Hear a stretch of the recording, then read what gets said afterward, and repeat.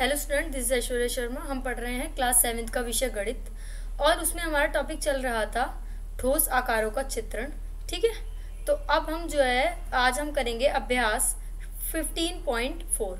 ठीक है, last class में हमने करे थे अभ्यास 15.3, अब हम करेंगे अभ्यास 15.4। तो आइए देखिए क्या क्या देखना है इस एक्सरसाइज में। हमें छाया खेल हमें देखना है, छाया बनाने के लिए क्रियाकलाप हमें देखने हैं, चाय के प्याले की छाया हमें देखनी है, छाया निकालने की अन्य विधि हमें यहाँ पर देखनी है, और हमें क्या देखना है क्वेश्चन नंबर 1 और क्वेश्चन नंबर 2 हमारे पास है एंड क्वेश्चन नंबर 3 हमारे पास यहाँ पर है। ठीक है ना, तो ये सब आज हमें यहाँ पर पढ़ना है। तो अपने इंटरेस्ट के साथ तैयार हो जाइए नया कॉन्सेप्ट पढ़ने के लिए। देखिए अब हम चलते हैं अपने कॉन्सेप्ट की तरफ। ठीक है ना, तो अब देखो छाया खेल।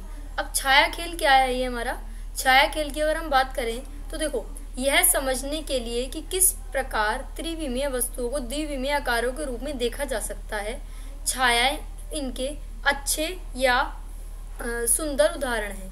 तो ये कह रहे हैं यह समझने के लिए किस प्रकार त्रिविमीय वस्तुओं को द्विविमीय आकारों के रूप में देखा जा सकता है।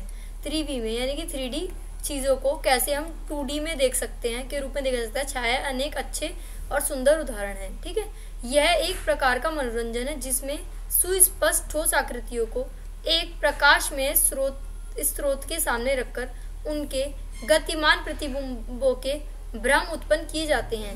इनमें गणित की अवधारणाओं का कुछ अप्रत्यक्ष रूप से प्रयोग किया जाता है। अभी कह रहे हैं कि एक प्रकाश में स्रोत के सामने रखकर उनके गतिमान प्रतिबिंबों के भ्रम उत्पन्न किए जाते हैं और इनमें गणित की अवधारणाओं का कुछ अप्रत्यक्ष रूप से प्रयोग किया जाता है। तो देखो क्या हमें दे रखा है छाया बनाने के लिए क्रियाकलाप। अब क्या है छाया बनाने के लिए क्रियाकलाप? आपको इस क्रियाकलाप के लिए एक प्रकाश के स्रोत तथा कुछ ठोस आकारों की आवश्यकता होगी। यदि आपके पास एक ओवरहेड प्रोजेक्टर है तो ठोस को बल्ब के अंतर्गत रखिए। अब ठोस को हमें कहाँ रखना है? बल्ब के अंदर, और इनकी खोज कीजिए। एक शंकु के ठीक सामने एक टॉर्च का प्रकाश डालिए। अब एक शंकु है, ये ऐसे कहना चाह रहे हैं, अगर मैं आपको एक्सप्लेन करूं, ये कौन है हमारे पास? अब जो है यहाँ पर है एक टॉर्च।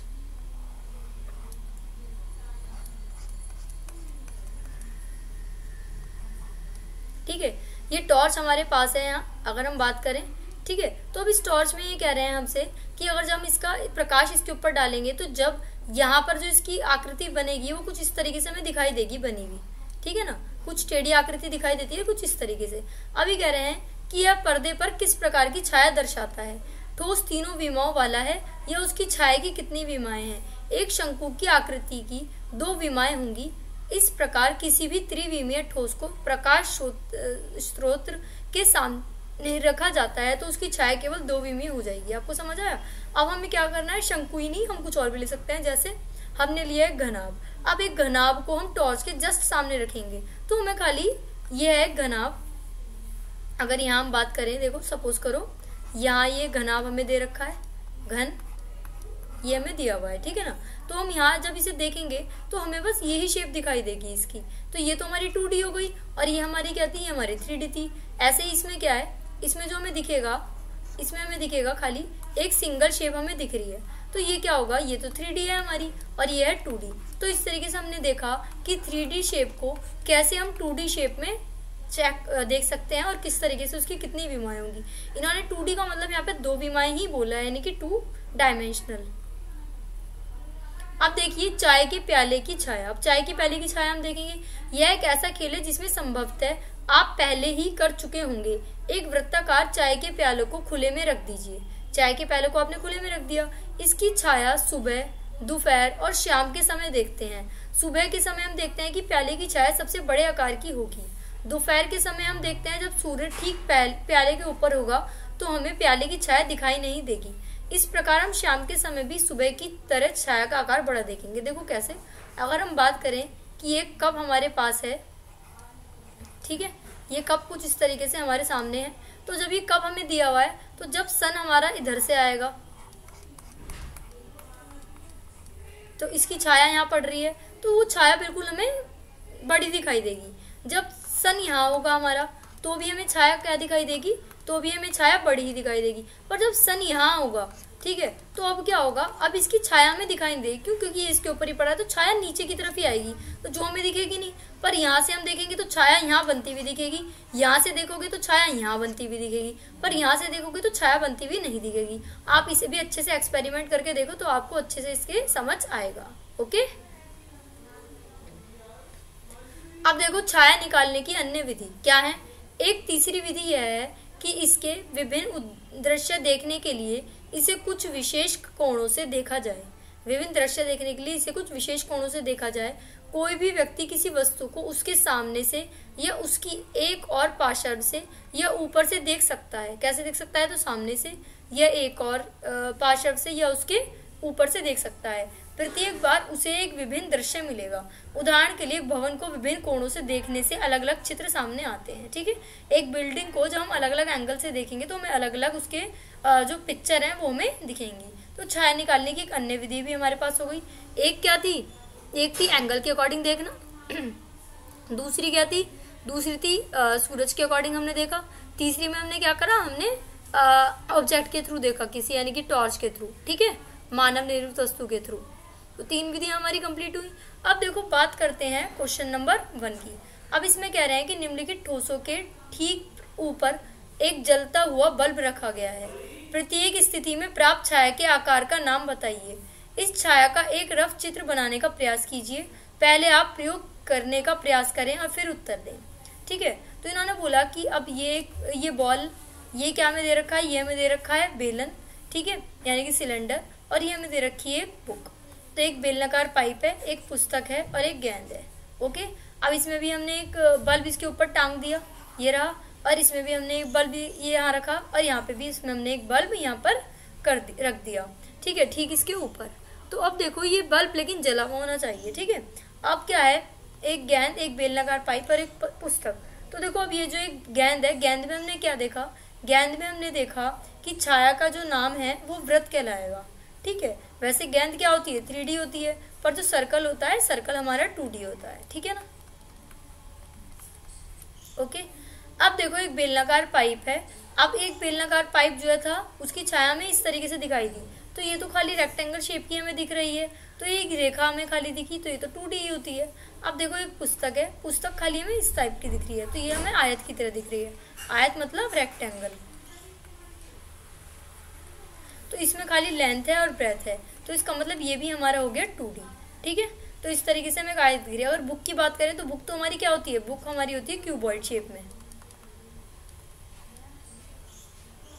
ठीक है, क्यूबॉइड शेप में हमारी बुक होती है। अब देखो, अब हमें दे रखा है क्वेश्चन नंबर 2 हमारे पास है। यहाँ कुछ 3D वस्तुओं की छायाएं दी गई हैं। उनमें एक ओवरहेड प्रोजेक्टर के लैंप के अंतर्गत या नीचे रखकर प्राप्त की गई हैं तथा प्रत्येक छाया से मिलने वाले ठोस की। अब इसमें उल्टा दे रखा है। इसमें हमें उस क्वेश्चन में, लास्ट क्वेश्चन में हमने देखा था, लास्ट क्वेश्चन में हमारे पास ऑब्जेक्ट थे ना, ऑब्जेक्ट एक बॉल थी, एक पाइप था और एक बुक थी, और हमें उनकी छाया देखनी थी। पर ये वाला जो कॉन्सेप्ट है, तो इसमें क्या है? इसमें देखो अब हमने क्या देखा था? बुक की छाया किसकी छाया थी? गेंद की छाया में वृत्त की तरह दिख रही थी, बेलनाकार पाइप की छाया में रेखा की तरह दिख रही थी, और एक बुक की छाया यानी कि जो क्यूबॉइड शेप में थी वो में रेक्टेंगल की तरह दिख रही थी। अब लेकिन इस क्वेश्चन में अलग दिया है। इसमें बोला है कि हमें ऑलरेडी छाया दे रखी है, छाया हमें दी हुई है, हमें देखना है कि उसका रियल ऑब्जेक्ट क्या है। ठीक है ना, हमें इसमें यहाँ पर ये देखना है। तो एक दे रखी है सर्कल, एक हमें दे रखा है वर्ग, एक है त्रिभुज और एक है आयत। तो देखो अब सर्कल की बात करें तो सर्कल जो है वृत्त है। अब इसकी जो है 3D वस्तु क्या क्या हो सकती है? रोटी हो सकती है, फुटबॉल हो सकती है, तस्तरी हो सकती है। तो आप ये चीज, अब आपको और एग्जाम्पल भी इसके बहुत सारे हो सकते हैं, जरूरी नहीं है कि यही हो। और जो भी गोल चीज है वो इसका मतलब गोल है, जिसकी लेंथ भी है, ब्रेथ भी है, राइट भी है, वो इसके एग्जाम्पल हो जाएंगी। अब देखो सेकंड पार्ट में हमें बोला है ये है वर्ग। तो वर्ग का एग्जाम्पल क्या हो सकता है? एक तो डाइस हो सकता है, वर्गाकार मेज हो सकती है, चौक का डिब्बा हो सकता है, आपका पेंसिल बॉक्स भी हो सकता है। पेंसिल बॉक्स वैसे रेक्टेंगुलर होता है। ठीक है, तो पासा हो सकता है, वर्गाकार मेज हो सकती है, चौक का डिब्बा हो सकता है, और भी आपकी बहुत सारी चीजें वर्गाकार हो सकती हैं। अब एक ट्रायंगल हमें दे रखा है, ट्रायंगल। तो ये है ट्रायंगल। ट्रायंगल हमारा किस की तरह होगा? कौन की तरह होता है ये ऑलमोस्ट। तो आइसक्रीम का शंकु, आइसक्रीम कौन हो सकता है? पेंसिल की नोक हो सकती है। ठीक है। तो ये सब चीजें हमारी, और बर्थडे कैप जो होती है हमारी,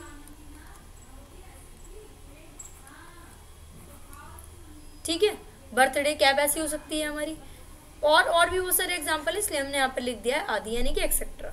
अब देखो एक है आयत, तो आयत में क्या क्या होता है। आयत की अगर हम बात करें तो आयत है हमारा रेक्टेंगल, तो यह है पेंसिल बॉक्स, किताब, टेबल आदि।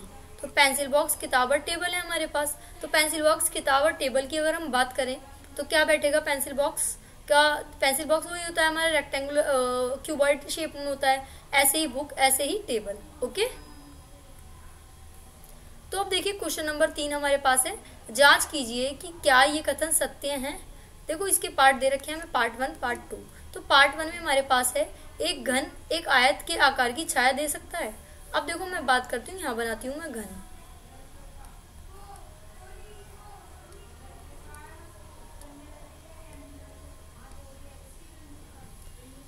एक घन एक आयत के आकार की छाया दे सकता है। तो अब देखो हम देखेंगे क्या एक घन आयत कैसा होता है। आयत हमारा इस तरीके से होता है, तो अगर हम इसको थोड़ा सा टेढ़ा कर दें तो घन एक आयत के आकार की छाया दे सकता है। सत्य, हाँ दे सकता है।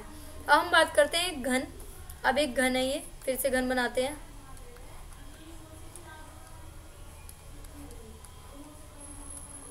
ये षटभुज के आकार की छाया दे सकता है। षटभुज बनाइए।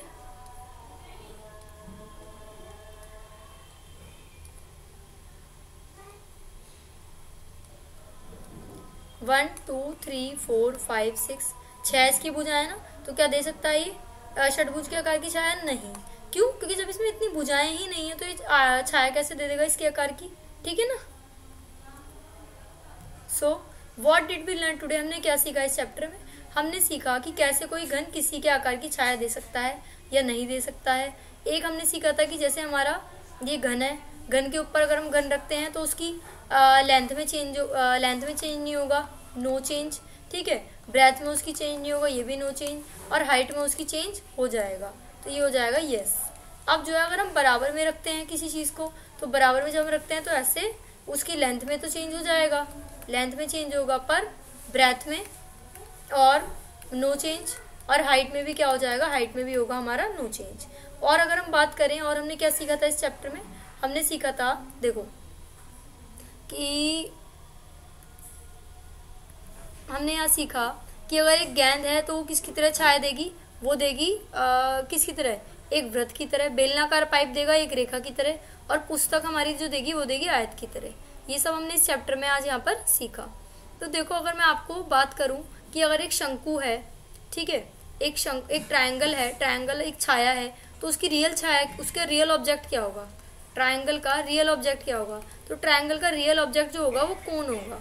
एक तो ये हो सकता है आइसक्रीम कोन, ठीक है, और क्या हो सकता है, एक हो सकती है हमारी बर्थडे कैप, बर्थडे कैप भी हो सकती है इसका रियल ऑब्जेक्ट,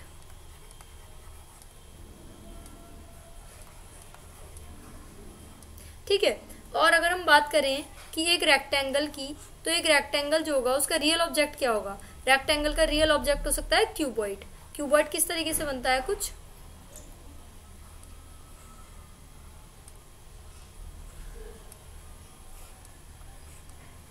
तो क्यूबॉइड इसका एक एग्जांपल हो सकता है, ठीक है। और इसका एग्जांपल हो सकता है बुक, क्योंकि बुक इस शेप में होती है। और इसका एग्जांपल हो सकता है पेंसिल बॉक्स, इस तरीके से हो सकता है। और हमने क्या देखा था, और हमने सीखा था कि अगर कोई फुटबॉल हमें दे रखी है, ठीक है, ये फुटबॉल हमें यहाँ पर दी हुई है, ये फुटबॉल है एक। अब फुटबॉल के अगर हम छाया की बात करें, ये हमारा ऑब्जेक्ट, तो वो हमारी निकल के आएगी वृत्त। कैसी छाया निकल के आएगी, वो हमारी वृत्त की छाया निकल के आएगी, यानी कि सर्कल। और हमने क्या सीखा, और हमने एक चीज सीखी थी इस चैप्टर में कि अगर जो है कोई हमें चीज दे रखी है तो हम क्या करेंगे उसके लिए। और हमने क्या सीखा था इस चैप्टर में, और हमने देखा था कि मान लो यहाँ पर कोई ऑब्जेक्ट रखा है, सपोज करो ये एक यही ऑब्जेक्ट ले लेते हैं, ठीक है। तो ऑब्जेक्ट, और इसके ऊपर हमने लगा दी एक टॉर्च, ठीक है। अब ये टॉर्च है, कुछ इस तरीके से आ रही है टॉर्च।